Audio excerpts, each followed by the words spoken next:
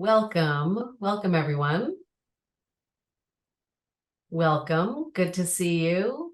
Welcome to the Institute for the Future's presentation on all of our Foresight learning experiences at IFTF Foresight Essentials. My name is Lynn Jeffrey, and I am the director of the Foresight Essentials program at the Institute for the Future.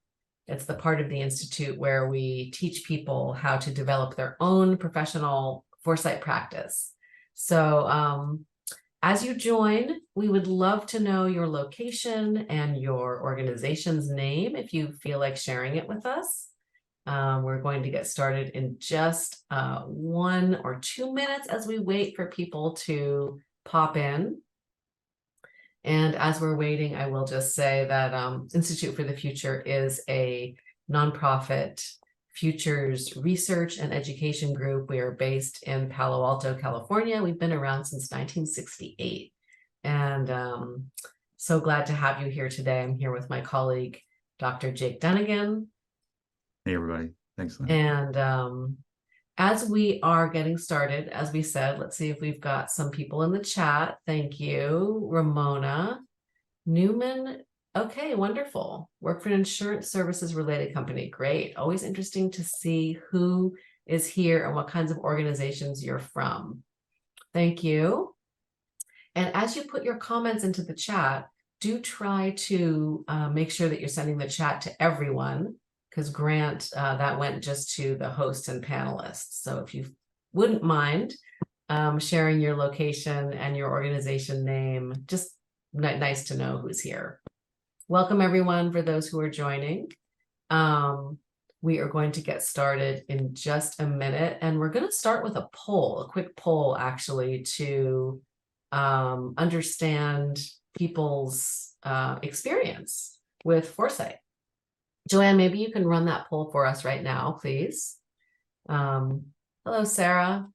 So we would like to know, what previous experience, if any, do you have with strategic foresight, futures thinking, or scenario planning? And we're getting some good answers. Thank you. We've got some people who use foresight extensively, some people who use it regularly, some who use it occasionally, and some who have no experience. Hello, Christine. Nice to see you. Thank you. We will give people 60 more seconds to fill out the response to the poll. And 5, 4, 3, 2, 1. I'm going to end the poll. Am I sharing the results? I'll share the results. Yeah. So we've got, it's a pretty even match. Some of you, the largest number use foresight occasionally in their current role. We've got a couple of ringers in the group who use it extensively. And we've got a couple of people who have no experience with strategic foresight. So welcome, everyone. We'll have something for everyone here. I'm going to start sharing my screen, and here we go. We are here to talk about, first of all, what it's like to take a class with IFTF. I think one of the most wonderful things is that we have a really incredible group of faculty. Most of the people on this list have over a decade, some multiple decades of experience working with stakeholders, public sector, private sector, developing foresight research and practicing futures thinking and foresight. So the classes are always taught by trusted members of our staff or our foresight, extensive global foresight network. And if you're taking one of our classes, for individuals, there's going to be all kinds of interesting people from around the world, whether it's in person or online. I think at the last class I taught, we had people from 10 different countries. We had people who are doing innovation at nonprofits. We have people who are working for tech companies. We had someone from an NGO in Malawi. We had an engineer from a material science company. We have a lot of educators, both high school, mostly high school and higher ed, but also some K-12. And we also always have people from government agencies as well. So it's really one of the high points of the class, I think, the classes, is that you're going to be really building your network. We also like to have the classes be a place to test out cutting edge learning tools and environments. So we extensively use online collaborative environments like Miro, and we're doing a lot with generative AI now in our classes as well. And the focus is really on how to make your foresight actionable. So it's not just teaching you tools and methods. It's really having a conversation about how do you apply these? What can you do with them? How can you talk to your stakeholder community and your network and your clients or your whoever it is that you're working with? And so lots of tools like the one that you see here, which is called Design Your Practice. And this is about kind of figuring out how do I want to calibrate the different trade-offs for my own professional foresight practice, and how do I want to sort of define myself as a foresight practitioner. All our classes end with a certificate of completion, and we have a really extensive library and set of amazing learning experiences and free resources that I will share at the end of the class if you don't have the inclination to take a full course. Let me just say that thank you. Hello, everyone. Welcome into the chat. As we go along, please do put your questions into the chat. So this is the overall portfolio, and we've got classes for individuals, and then we also have classes for teams, which are kind of custom designed for your organization. And we're going to walk you through each one of these. We've got a really growing portfolio of classes for individuals, open enrollment. And then we have also a lot of these custom trainings, foresight leadership accelerators. Jake, I think I'm going to turn it over to you now, and let's just dive into it. Sure. Thanks, Lynn. I'm just noticing all the international participants here in this webinar, and that's reflected in our courses too. And it's one of the, especially, our online virtual courses, the amazing group of people that you get to meet and work with from all over the world with different backgrounds. I think that's one of the huge benefits of this, of the program and the courses that we have.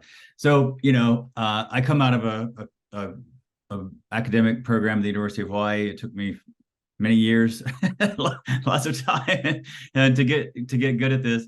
And seeing the courses that we've developed and how solid a foundation and how quickly you can become knowledgeable and on your way to being a futures practitioner. This is a wonderful contribution to the field of futures and foresight, and a real benefit for people that take it, again, across different sectors: private sector, nonprofit, academics, government.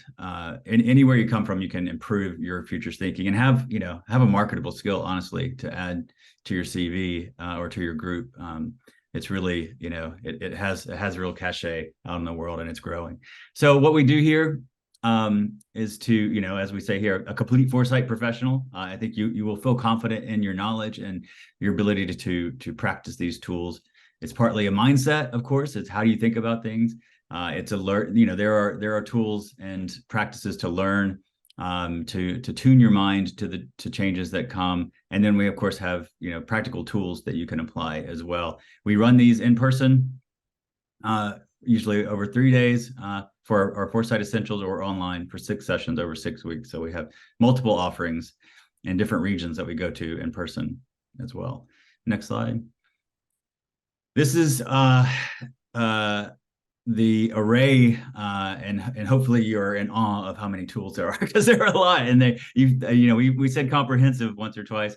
I think you're going to feel very confident that your foundation is solid here. And we run this through our cycle. We call it our future cycle, or Foresight Insight Action Cycle. So we designed it around that, and you're going to get a full menu of tools and processes to think through these, from prepare, getting your mind again right, sort of laying the foundations, understanding the questions and challenges that you're looking at, understanding yourself as a futures thinker, into the foresight, which is probably what we first think of when we think of foresight: trends, emerging issues, signals, things that are happening, what's out there, what am I looking at, how do I do the research part of this, how do I understand those dynamics of change. So a whole set of tools for that. Then insight, really obviously important. The foresight, we have an understanding of the dynamics of change. What does that mean for us? What does that mean for me in my academic department or my R&D department in my company? So the insight part is really to pull those out. What's the meaning? What's the implication for that? And then finally, everything leads to action. So we are not just trying to understand change for the sake of understanding it. Yes, that's really interesting, but also we're trying to make a difference in the present. We're trying to help you apply your learning, this new knowledge about future and change into something that's practical in the present.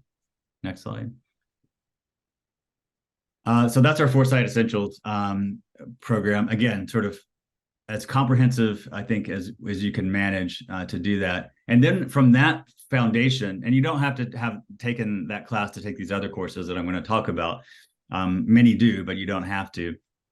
But these other offerings are a little bit more targeted for certain zones or interests or ways of approaching the future, but they all complement each other as well. And again, sort of build out your skill set and how you apply that. So design futures, near and dear to my heart. I come out of a background of design futures and experiential futures, helped in some ways pioneer this methodology. And it's really to try to make the future come alive in the present. How do you feel the future? Yes, all these things are happening, but how do I make it matter?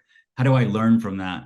How do I create a feedback loop with the future? And so we do things like artifacts from the future, media, performance, ways to make it come alive so that we can feel it, understand it, have that feedback loop, learn from it, and then again, apply that. So if you're thinking about how do you communicate, how do you be persuasive with futures, the whole kit of art and design and ways to approach that communication layer, it's really, this is what that's focused on. Again, though, with the outcome of applying that into real projects. What's a project plan or an outcome that you can do to make that apply an action step that we talk about quite a bit. Okay. Next slide. We have 8 tools in this case. And again, we sort of use that cycle. It helps us as our anchor to understand that. So, going from the prepare, which are a lot of similar things, the explore, a lot of the futures things, and then the experience and execute part, I think have some additional distinctive elements to that, where you're really going to learn how to create a futures experience and how to manifest. We keep saying that word, but how to manifest, how to bring it to life. How do you feel that future? And if you've had futures, the Foresight Essentials, it's great. But again, we go through the basics in this course too, to get you up to speed if you've never had a futures course. Next slide. Scenario building, not our newest anymore. We have a new one that we'll talk about, but still one of our later additions to the menu of options. And this is for those who really want to be an expert in scenario writing and scenario development and building. So again, really thorough. I mean, I think this is what we do really well in these courses is give you that thorough scaffolding, but to give you room to play. These are not formulas that you just turn a crank on. You're going to learn tools, you're going to learn some structures, but you're also going to learn to cultivate your creativity. And the scenario building is really well designed for that. So solid grounding and how do you build out scenarios?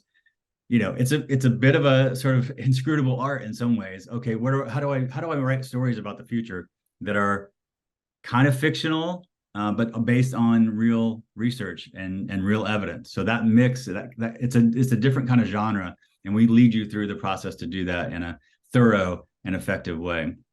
Online, 5 sessions, 16 hours over 2 weeks is typically how we do that one. Next slide. This is our newest one, I believe.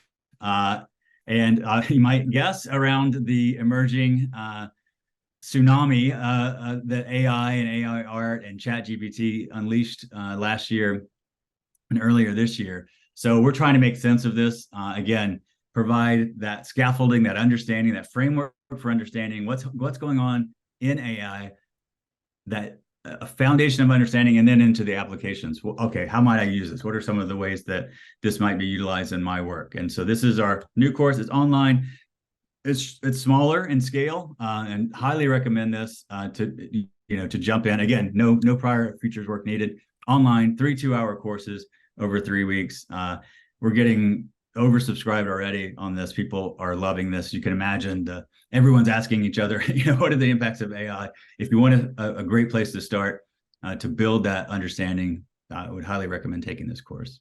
Yeah, and I think that what distinguishes this class from other generative AI classes right now is that we're really focused on making sense of it and doing some forecasting around it. So it's not going to be a deep exploration of, how am I going to embed data into a generative AI platform for my organization?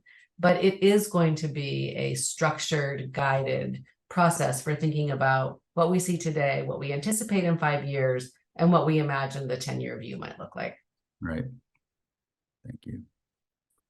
Coursera, I think someone in the chat mentioned they have taken the Coursera course. This is a great entry into it. It's self-paced. You can do it on your own. If you have a Coursera account, take this course. Jane McGonigal designed it and developed it. So, really thoughtful about interaction, learning outcomes. This is often the first thing I send someone if they're interested, like, go look at this Coursera course, see how you like it. And then that usually is a pipeline for people that catch the bug of futures to take more and to dive deeper into it. So self-paced online through Coursera, great course. Next. And then our most bite-sized offering are fast futures, 90 minutes. Again, we have designed this intentionally for the deep dives over many days, a short course or a self-paced course. And these are, the snack size version. All right, I've heard about this. My boss has told me to look into this, or, I'm interested in this, or I want my employees to get a sense of foresight. So 90 minutes, introduction to foresight, fast pace, very energetic, very fun to do that course. So again, if you haven't had any futures and you want it just a taste, take this fast futures or find this fast futures course. We run them periodically through IFTF. Next. Okay, I think that's our full portfolio. It grows every week, it seems like, Len, but a great set of offerings. Yeah, that's the portfolio for individual classes where you would sign up and you're going to be with, all kinds of learners from all over the world. Elliot, I do see your question, a really interesting question about what role does generative AI play in assisting foresight and strategic actions? And that's, that is the question this year for us as foresight practitioners. In every training we do, we're sort of thinking through how do we enhance and augment the work that we do with these tools, but how do we also teach people how to do it themselves? Because as with many kinds of generative AI assistants, it really only works if you kind of already know how to do it well. So we are basically building it into our processes in a very intentional way, but we're not starting with it, I guess I would say. So I want to talk a little bit about the custom side of the house, which is where we build something for your organization. So it's really oftentimes focused on leadership development, professional development, strategy, R&D. It's about creating an opportunity for your people inside the org to identify challenges, to develop kind of a shared vision, to inspire a sense of hope and optimism for the future. This is very something that I think is more needed than ever. And we find that inside many organizations, this kind of training is really well received. And so some of the recent examples that we've done, starting with what we call our foresight awareness, which is a 90-minute to 2-hour session. We can do it for up to 100 people. It's kind of like a very highly interactive introduction for people who are just trying to see whether their organization would be interested or not.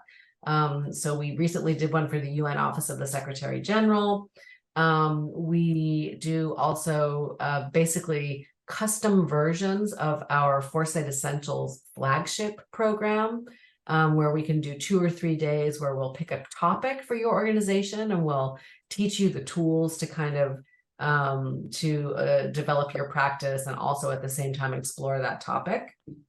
We have a kind of micro credential, which is just 2-hour sessions, and we work very closely with oftentimes companies, but not always, nonprofits, government agencies as well, to kind of get a group of leaders up to speed on how they would develop their own point of view about a 10-year future. about a 10-year forecast. So those are very, very popular. And then we have a more extensive Foresight Leadership Accelerator, where we'll be working with an organization to, right now we're doing it with a philanthropy, and we're doing it with a large accounting firm right now. These kinds of things where we take a group of leaders, we teach them how to gather evidence, that whole cycle that Jake talked about, how to prepare their evidence, how to develop foresight, how to generate meaningful implications, and then how to frame potential actions. And we end with kind of a future summit where people have to present their forecasts. And Elliot, I see your question there. We actually don't focus on particular industry sectors for our training.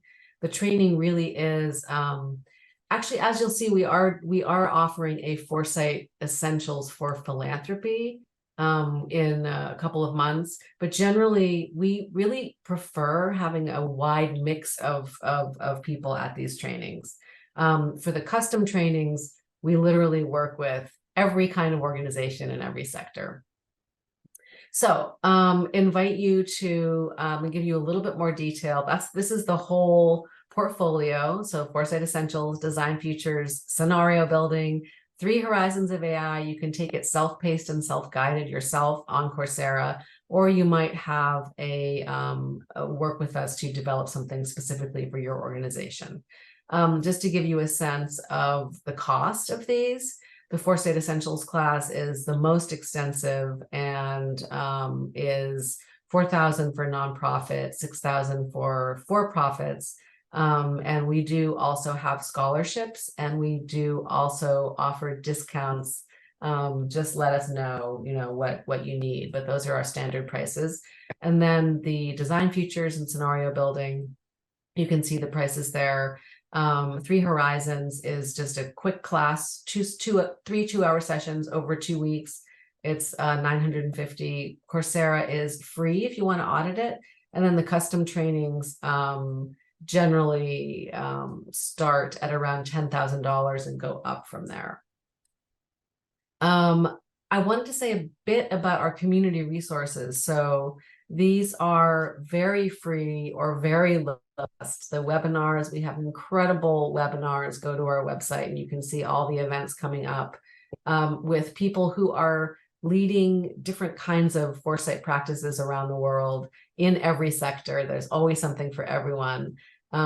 We have our Urgent Optimists community platform, which is, I think it's $100 a year to join the community. And it's we have probably 1,500 people there from all over the world, and it's led by Jane McGonigal.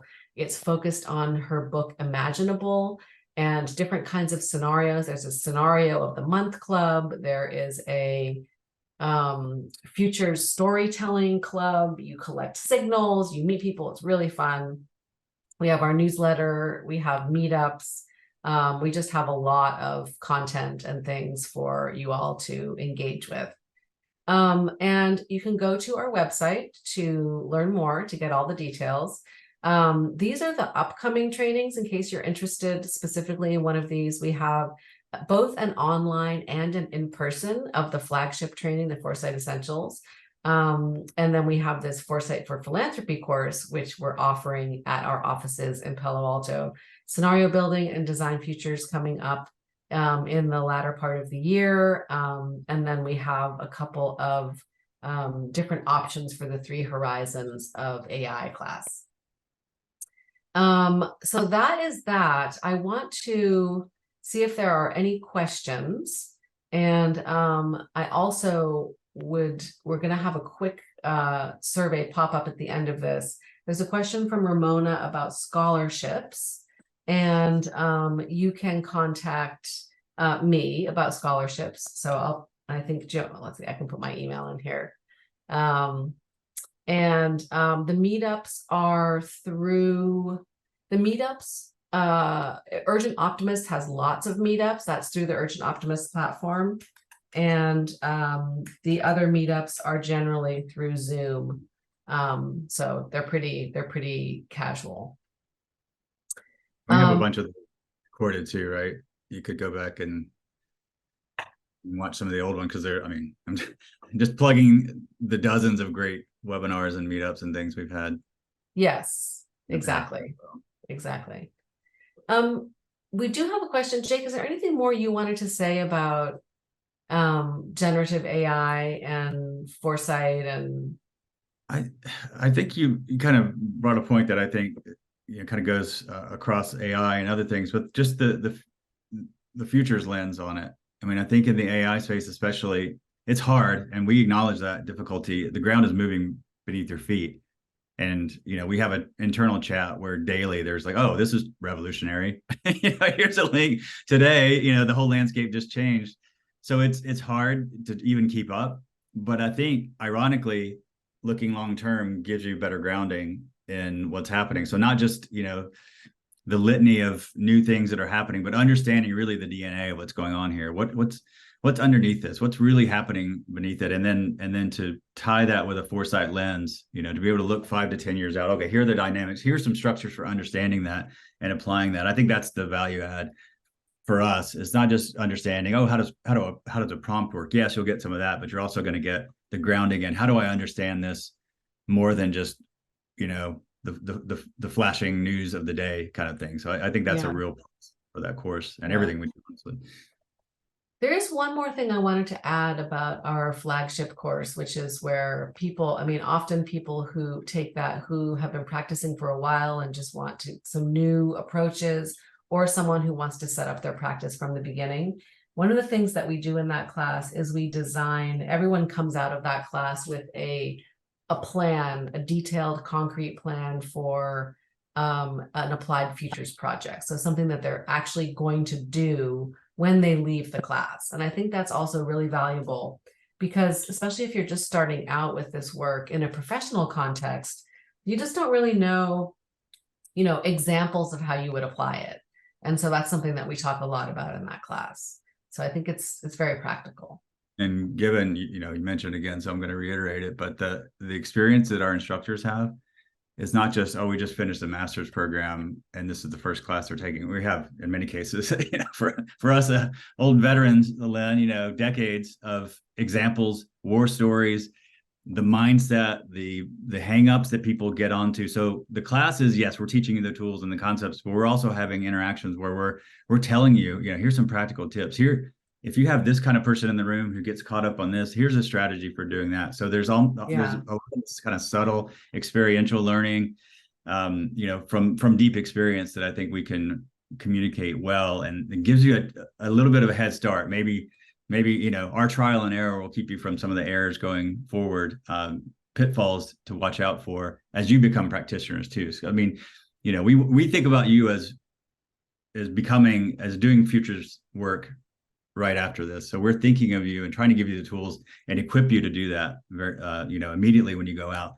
I think you'll be ready to and learn along the way, but you'll feel grounded and more confident in owning that identity.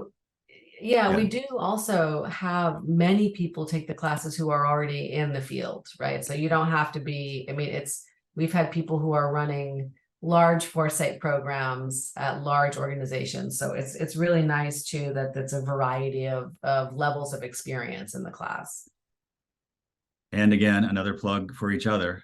As teachers and instructors of this course, we're always blown away by the quality of the participants in that. And you've got 20 or 30 in many cases folks that are working in different sectors all across the world. So you're going to learn these many eyes or the different lenses that someone could tackle a problem. You're going to learn from each other and the continuing network. Often people become colleagues and friends after having taken this course together. So that's another one of those benefits. I want to just take the last minute. Joanne, could you run that poll for us in the last minute? Thank you so much for joining us. And we hope to hear from you. You can reach out directly to me, to Jake. We're interested to know, are there any of these courses that you're interested in taking? All righty. Thank you for that. I think we will stop now, and there will be a quick survey that pops up. And with that, we're going to end. And thank you so much for joining us. Hope to talk to you soon. Thanks, everybody. Thanks, everyone.